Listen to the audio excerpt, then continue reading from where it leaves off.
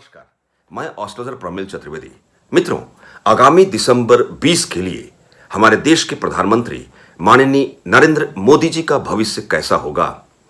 मोदी जी का दिसंबर 2020 तक का समय कैसा होगा, दिसंबर 2020 तक के उस अंतराल तक के लिए हमारे देश के प्रधानमंत्री माननीय नरेंद्र मोदी जी क्या करने वाले हैं, मोदी जी की जन्म कुंडली क्या व्याख्यायित करती है। मित्रों, इसी बिंदु क्रम में एक छोटी सी व्याख्यान का प्रस्तुतिकरण हमारे देश के मुखिया माननीय नरेंद्र मोदी जी की जन्म कुंडली दिसंबर 20 तक के उस अंतराल तक के लिए क्या व्याख्या करती है। मित्रों, चंद्रमा की महादशा के अंतिम पड़ाव में देश के प्रधानमंत्री चल पड़े हैं। चंद्रमा की महादशा जो 10 वर्षों की होती है, इसी चंद्रमा की महादशा के अंतराल में हमारे देश के प्रधानमंत्री मोदी जी दूसरी बार पूर्ण बहुमत के आधार पर प्रधानमंत्री पद को सुशोभित कर रहे हैं। चंद्रमा की महादशा और सूर्य की अंतर्दशा काल में मोदी जी चल पड़े हैं, अर्थात जहां हमारे देश के प्रधानमंत्री मोदी जी की वृश्चिक लग्न वृश्चिक राशि की जन्म कुंडली है, जहां भाग्य का अधिपति चंद्रमा नीच की राशि मंगल की राशि में होते हुए लग्नस्थ मंगल के साथ कंजक्शन मोड अर्थात युति बनाते हुए एक बृहत्तर स्तर का नीच भंग राज्यों की निर्मिति का मूल कारण बनता है। मित्रों, मोदी जी की जन्म कुंडली में चंद्रमा, सूर्य, मंगल और बृहस्पति यह 4 अति योगकारक ग्रह हैं, अर्थात चंद्रमा और मंगल की युति मोदी जी की जन्म कुंडली के तनु भाव लग्न भाव में ही दोनों ग्रहों की युति एक विशेष प्रकार का राज्यों की निर्मिति का मूल कारण है। मित्रों, जहां सूर्य दशम जीव का राज्य का अधिपति एक केंद्र का अधिपति सूर्य है, वही सूर्य मोदी जी की जन्म कुंडली में एकादश भाव में केतु और बुध वक्र पोजीशन में 3 ग्रहों की युति है। मित्रों, चंद्रमा और सूर्य में अधिमित्रता का भाव है। चंद्रमा की महादशा के अंतिम पड़ाव में अर्थात सूर्य की अंतर्दशा काल अर्थात फलादेश की प्रविधि में सूर्य का ट्रांजिट फेज में किस राशि से गुजरना, इस कैलकुलेशन के तहत इसे व्याख्या की जा सकती है। बहुतेरे ऐसे एस्ट्रोलॉजर ने व्याख्या जारी की है कि हमारे देश के प्रधानमंत्री माननीय मोदी जी की जन्म कुंडली के और दशा विषुवंतरी दशा के सापेक्ष बेहतर समय नहीं आ रहा है। मित्रों, ऐसी बात नहीं है, यह तार्किक बात नहीं है, यह निराधार तरीके से बहुत सारे एस्ट्रोलॉजर इसे रिप्रेजेंट करते हुए आपके समक्ष ऐसी बातों को व्याख्यायित कर रहे हैं जो बेबुनियाद है। मित्रों, चंद्रमा की 10 वर्ष की महादशा के समापन के पश्चात हमारे देश के प्रधानमंत्री माननीय नरेंद्र मोदी जी का लग्नेश मंगल की महादशा का आगमन होना है। मित्रों, चंद्रमा की महादशा और सूर्य की अंतर्दशा अर्थात वर्तमान मौजूदा काल में सूर्य वृषभ राशि से परिभ्रमित कर रहा है, अर्थात 14 जून 2020 से 15 जुलाई 2020 के उस अंतराल में अंतर्दशानाथ सूर्य हमारे देश के प्रधानमंत्री मोदी जी की जन्म कुंडली की अष्टम रहस्य मृत्यु भाव की राशि मिथुन राशि से गुजरेगा। मित्रों, थोड़ी सी मशक्कत कराएगा 1 माह के लिए, अर्थात 14 जून से 15 जुलाई तक के उस अंतराल में मोदी जी की कार्यप्रणाली में बढ़ोतरी होगी। व्यग्रता के भाव का समावेश आंशिक रूप से कर सकता है। मित्रों, 15 जुलाई 2020 से 15 अगस्त 2020 के उस अंतराल में मोदी जी की जन्म कुंडली के कर्क राशि जो भाग्य भाव की राशि चंद्रमा की राशि है, वहां सूर्य विराजमान होगा। माता के स्वास्थ्य की बाधा की संभाव्य काल में उस व्यवस्था में हमारे देश के प्रधानमंत्री मोदी जी आ सकते हैं। मित्रों, 15 अगस्त 2020 से 15 सितंबर 2020 के उस अंतराल में मोदी जी की जन्म कुंडली के दशम जीव का राज्य भाव की सिंह राशि में सूर्य स्वयं अपने राशि में विराजमान हो जाएगा। भारत की सार्थकता में, भारत की साख में बढ़ोतरी कराने के साथ मोदी जी एक अव्वल स्तर से भारत की व्यवस्था को सुंदर तरीके से चहुमुखी विकास की उस श्रृंखला में ले जाने के लिए प्रयासरत रहेंगे।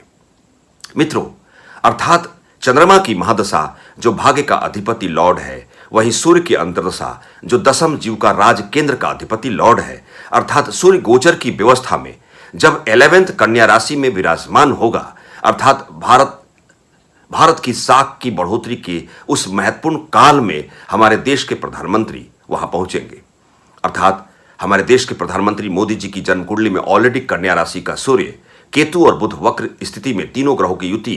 11th लाभ के भाव में विराजमान है। वहीं ग्रह गोचर की व्यवस्था में जब सूर्य 15 सितंबर से 15 अक्टूबर 2020 तक के उसी कन्या राशि में विराजमान होगा, भारत की अर्थव्यवस्था में मजबूती हेतु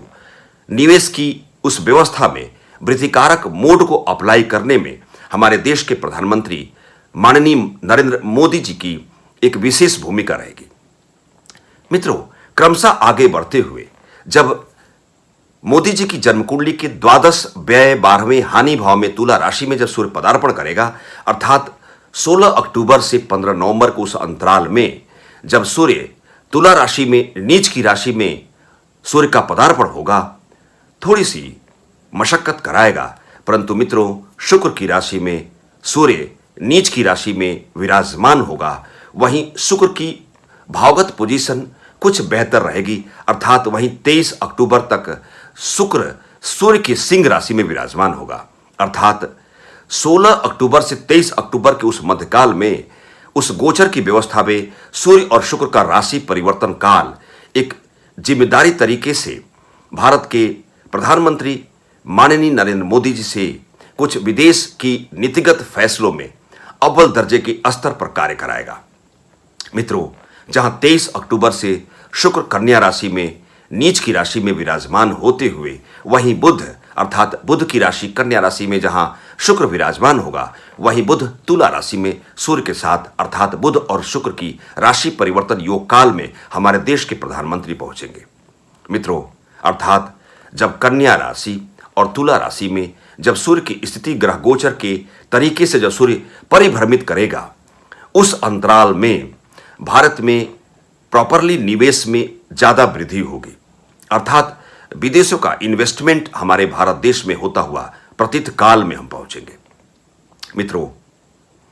चंद्रमा माता है, चंद्रमा जननी है, चंद्रमा लोक संपर्क की व्यवस्था को सुंदर तरीके से चरितार्थ करता है। चंद्रमा हमारे देश के प्रधानमंत्री माननीय नरेंद्र मोदी जी की जन्म कुंडली में भाग्य का अधिपति है, जो नीच की राशि में मंगल की राशि में मंगल से युति बनाते हुए नीच भंग राजयोग का निर्माण करता है, अर्थात चंद्रमा की 10 वर्ष की महादशा में भारत की साख को बढ़ाते हुए हमारे देश के प्रधानमंत्री माननीय नरेंद्र मोदी जी की साख में क्रमशः बढ़ोतरी होती रहेगी। मित्रों, दिसंबर 2020 तक के इस अंतराल में बहुत सारी ऐसी चुनौती आई है। उन चुनौतियों का सामना करते हुए हमारे देश के प्रधानमंत्री सुंदर तरीके से कुशलतापूर्वक हमारे देश की साख की बढ़ोतरी के लिए हमेशा से प्रयासरत रहे हैं। जो वर्तमान मौजूदा काल में सामाजिक सहायता के संदर्भ में